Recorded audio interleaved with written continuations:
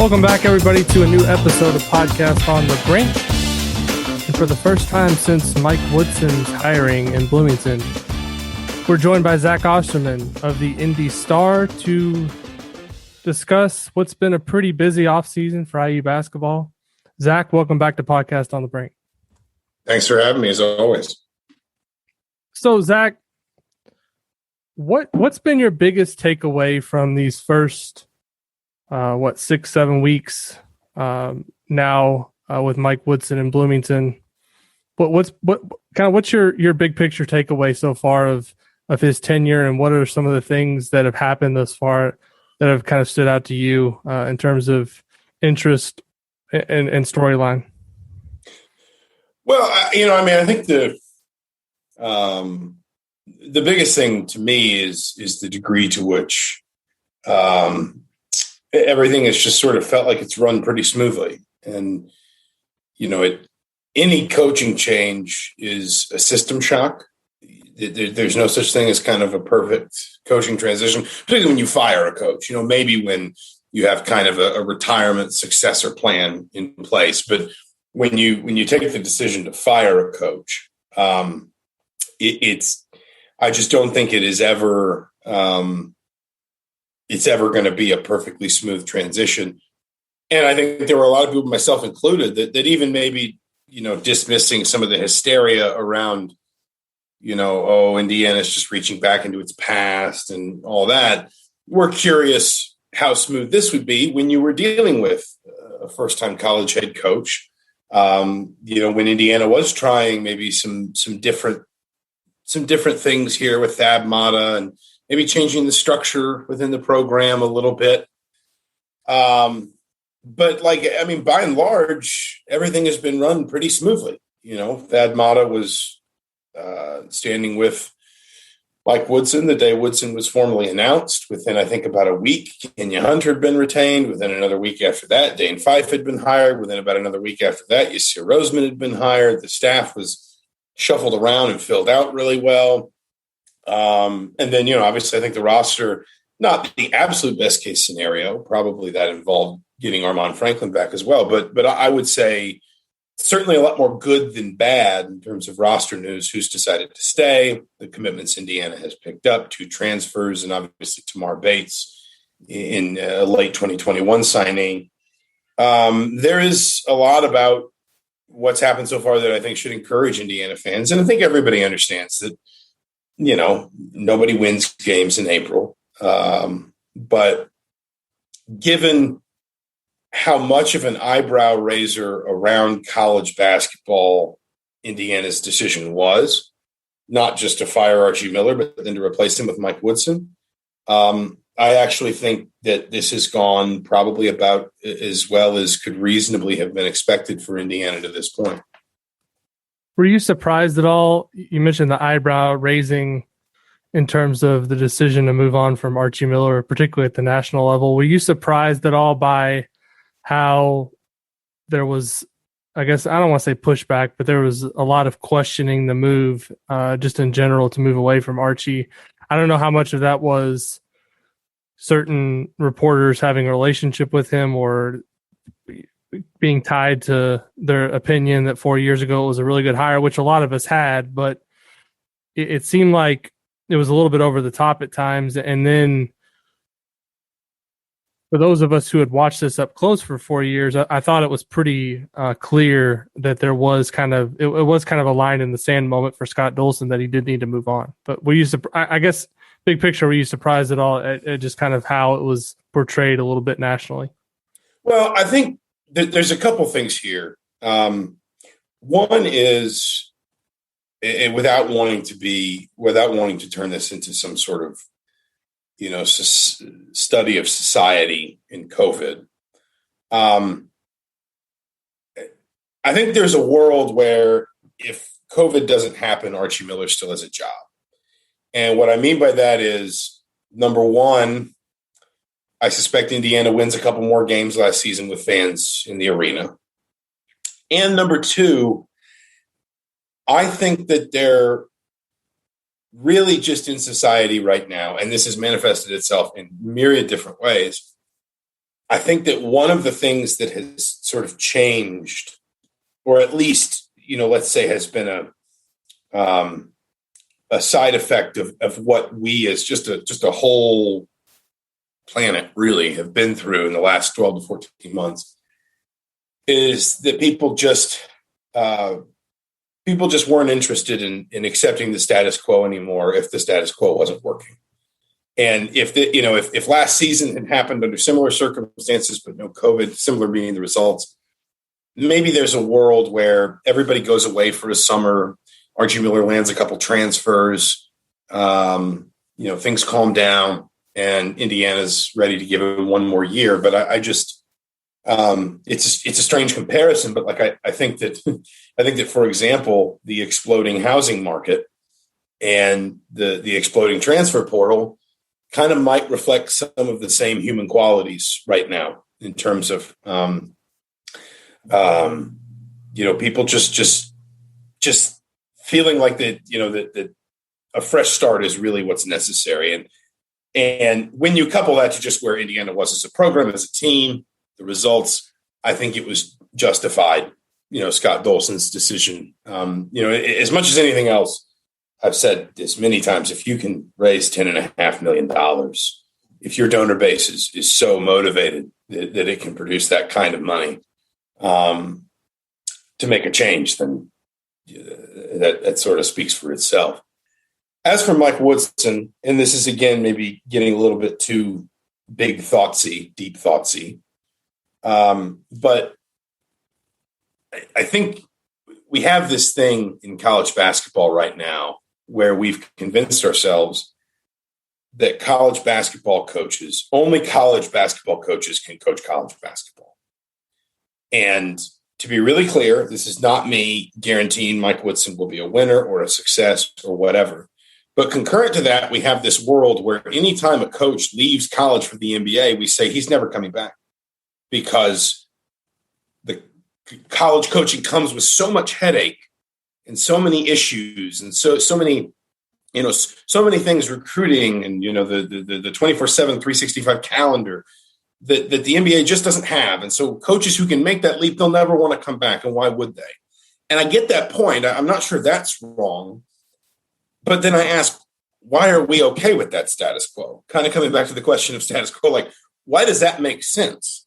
And when at the exact same time we're having that conversation, we're also having a conversation where we don't seem to be drawing any parallels that seem fairly obvious, at least to me, in saying that the game at the NBA level has massively outdistanced tactically the game at the college level. It wasn't that way 30 years ago. 30 years ago, probably if you polled basketball people, however you want to, define that phrase, you probably would have gotten something a lot closer to a 50-50 split. Who are the best coaches in basketball right now between the NBA and college? You would have probably, a few of them would have been in the NBA, Pat Riley. And obviously, if we're talking about 30 years ago, that's just the beginning of the rise of Phil Jackson and the Bulls. But you probably also would have gotten Bob Knight and Dean Smith and, some others, maybe John Thompson, someone like that.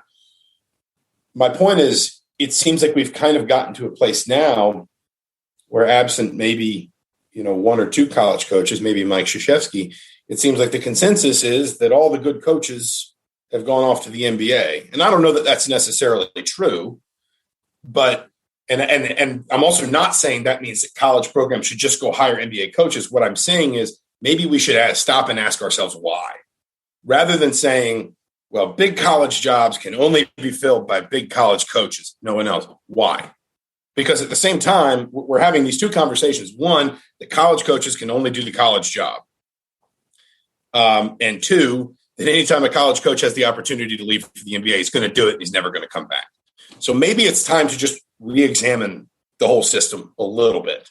And I think that's a little bit of what Indiana's done here. And it may not work, but I don't think it's by accident that two of probably, I would say, probably the top 15 brands in college basketball, Michigan and Indiana, have both turned their programs over to successful NBA coaches in the last 3 years. And, I'm not saying Mike Woodson's going to be a success, but I saw basically all the same talking points trotted out around Juwan Howard. And 2 years later, Michigan's doing fine.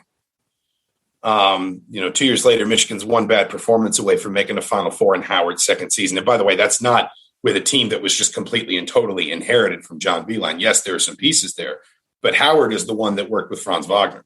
Howard is the one that went out and recruited some of those transfers that made a huge impact. It was Howard's system that made that work with a not dissimilar sort of infrastructure around him with guys like Sadie Washington and Phil Martelli and so on. And so I've sort of turned this into a graduate thesis, forgive me.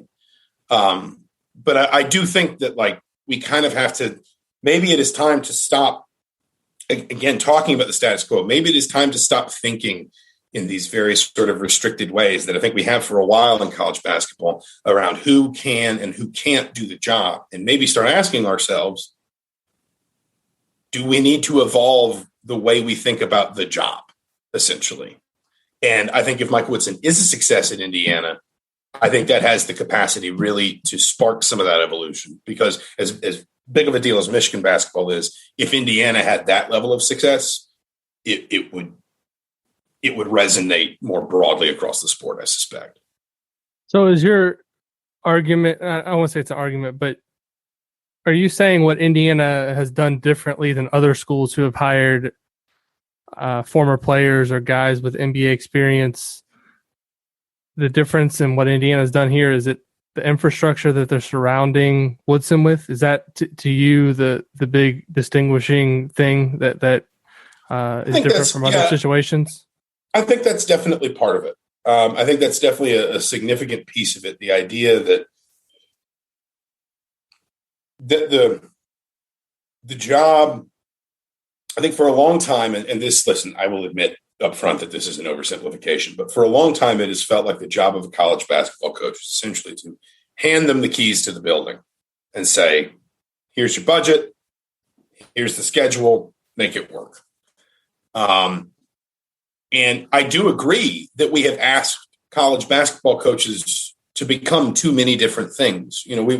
We've asked them to be tactical innovators while also saying, but you better not miss a single minute of a single AAU game or a single high school practice. If you want to, if you really want to show that you're a good recruiter and you're going to get this kid right here, just this one, you better be at every one of his games and every one of his practices, and you better have your whole staff there. And we make a huge deal about who's following who on the recruiting trail. And I'm not saying we just need to, wad all that up and throw it in the bin. But what I'm saying is maybe it is time to start saying, if the NBA is such a more attractive place, not just because of, the lack of headaches or distractions or minor details, but also because that environment is clearly conducive to developing a more advanced system within either your team, your program, your franchise, whatever term you want to use, then maybe we need to re-examine how we approach that question in college. And maybe we need to say, does a college coach need a little more help?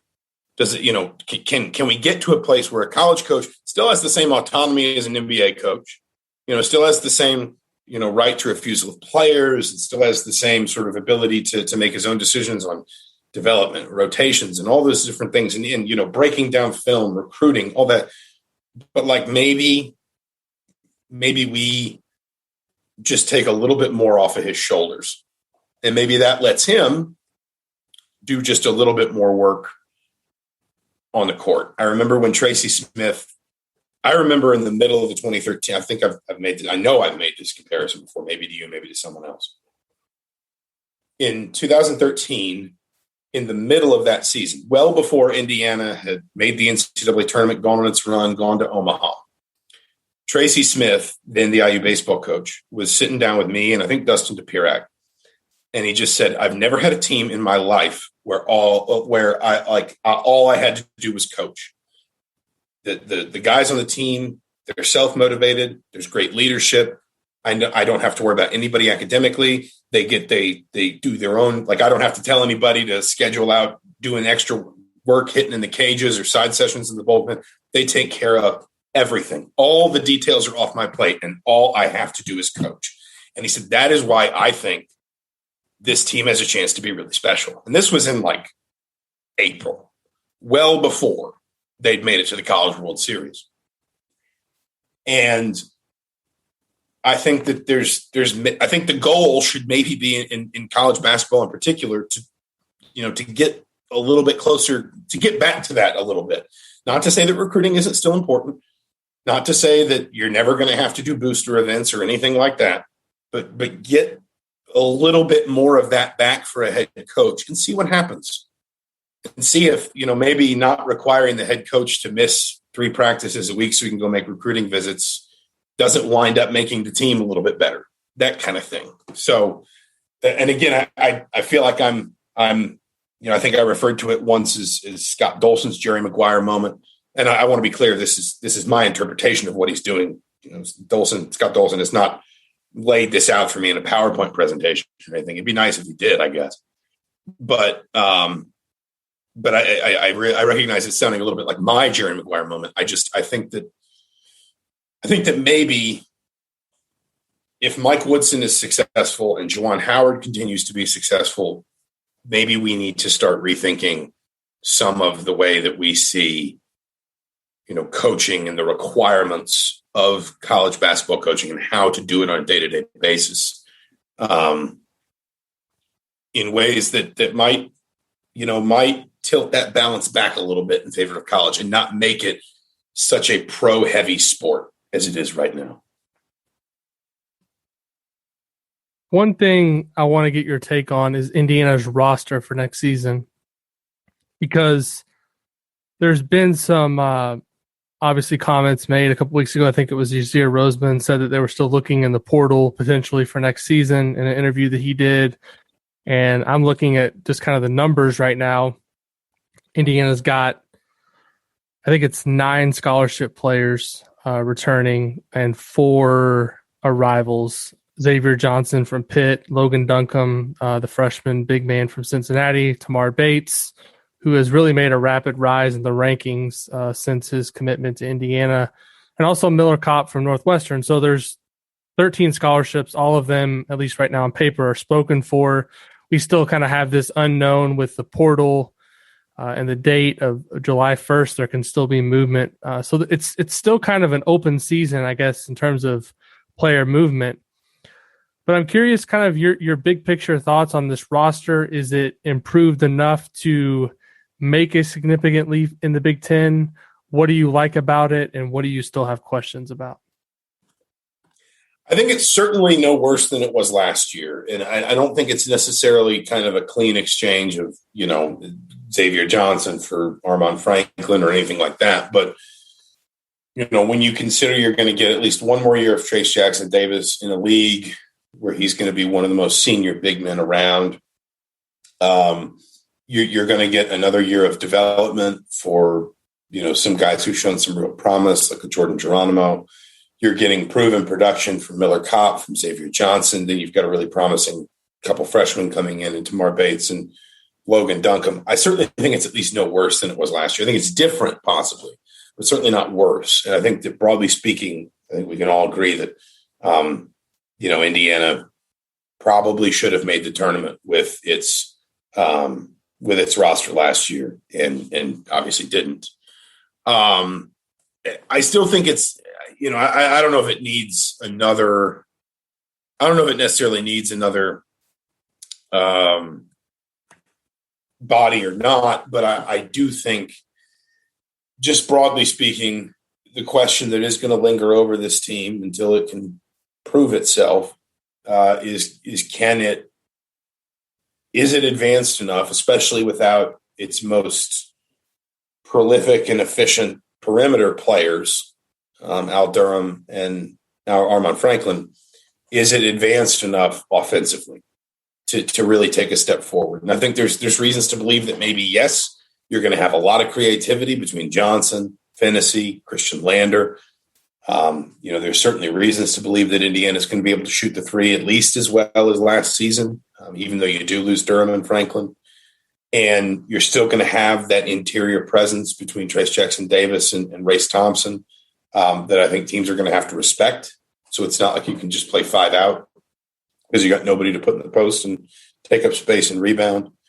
But, you need to see it work, and you need to be sure that on a team where you kind of have 3 point guards and in theory, maybe only, a couple shooters, maybe 3 shooters, Jerome Hunter always has kind of flirted with being a significant presence beyond the arc, but you've got Miller Kopp, you've got Parker Stewart, potentially Tamar Bates, who, at least in watching his film, I really like his stroke. That there's a lot of pieces there, but when you are talking about a new staff, a new coach, a new system, yada, yada, yada, I think we need to see it in action to know for sure. And I think that I don't think this roster has gotten worse. On the balance, it has changed, and you are going to be looking at very least, the questions you're going to have at the most basic, or questions like, can Parker Stewart be a productive Big Ten player? We know he was a productive, OVC player. We know he was on pace to be a productive ACC player. So you like your chances, but you need to see it happen. How does Xavier Johnson translate? How much better can Trace Jackson Davis get? That kind of thing. I think that on the average, I don't think it's any worse. It could be a little bit better potentially. But mostly I think it's different. And now it's a question of just how quickly it can absorb what its coach is going to ask it to do. So I'm looking at all these names, and none of them stick out to me as someone that couldn't potentially contribute in some way. I mean, Trace Jackson Davis, obviously we know is going to be the centerpiece, but beyond that, there's guys who have played major roles previously in this IU program, but with a new staff coming in and kind of a reset of the style of play and how things are going to work, it seems like most everything else is probably going to be up for grabs. Obviously, a guy like Race Thompson is going to play a role. Rob Finney, with what Dane Fife's had to say about him, I think most people believe that he's going to have some type of role. Parker Stewart, great shooter at previous stops, is going to be able to come in potentially and help from a shooting perspective. Xavier Johnson, same thing. You don't bring in a guy from Pitt with those accolades if there's not some type of expectation of the role he's going to play. Miller Kopp. I mean, so there's a lot of names, but I'm not looking at any of them and saying this guy doesn't have a chance to contribute in some way, but I'm also realistic in the fact that you're not going to play 13 guys on a college basketball team. That's just not how it works. So, and I kind of asked Dane Fife this last week in our conversation, and he didn't necessarily give a straightforward answer because, they're obviously trying to still figure things out, and a lot is to be determined in terms of a rotation and everything for next year. But I mean, realistically, are we looking at a scenario where some of these guys are going to be looking at a significant kind of decrease in their role from what they saw last year? I think it's possible. And I think that's part of the system shock of a new head coach is not just, the change in the immediate term, but how things roll on once you get through the season. Curtis Jones is a good example. I think Curtis Jones is a nice player. He wound up having a nice career. He even played at Oklahoma State, played at Penn State. He gave Indiana, he gave Archie Miller's system a real shot. He was one of the players that stayed that first summer in 2017, got a lot better, got a lot stronger, yada, yada, yada. Then got to the season and it just didn't work out. And he transferred mid-year. And that's not really, at least as far as I know, there was nothing horribly untoward involved there. It was just two sides that, tried to make it work. It didn't work.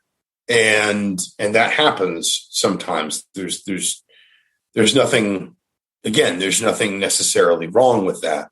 But I think there might be one or two right now that you look at on Indiana's roster and say, you need to be ready for something different. I mean, not even necessarily decrease playing time, but playing time in a different way. Race Thompson's a good example. I don't know if we're going to see nearly as much, Race Thompson at the 4, Trace Jackson Davis at the 5 as we saw last year. Now, listen, if Archie Miller were here, he'd say, well, yeah, I didn't want to see as much of it as I had to either. I had to run those guys into the ground because I didn't have the post depth. My point is, systematically, we might be in a world where we're seeing a little bit more Race Thompson at the 5, playing some small ball, that kind of thing. It's not just whose playing time decreases; it's also whose playing time changes as the season goes on. So, when I say the system shock of a culture change, or excuse me, of a coaching change, it's not even just those initial weeks. It's really, kind of the 12 months that roll on from it as some guys find out they have a role, some guys find out they don't, some guys find out they fit, some guys find out they don't. And there is still change coming. We don't know what it is. We'll know it when it hits, but I'm confident that, there will still be some sort of, flux that we look back on as being part of this coaching change, because somebody somewhere down the line will realize, okay, I gave it a shot, but this probably just isn't for me. It happens. It's normal. Obviously, this is not a prediction of who it is specifically, because I don't think that person even maybe knows yet. But I think you're right that some people are going to have to be prepared for smaller roles, maybe changed roles. And obviously, potentially to consider life away from Bloomington. Absolutely. And look no further than really what's happened at Minnesota and Penn State as examples of kind of some of the player movement that's already happened as a result of coaching changes. Zach, I know you got to run. I appreciate your time this afternoon on Podcast on the Brink, and we'll catch up with you again soon. Thanks for joining us. Absolutely. Thanks for having me.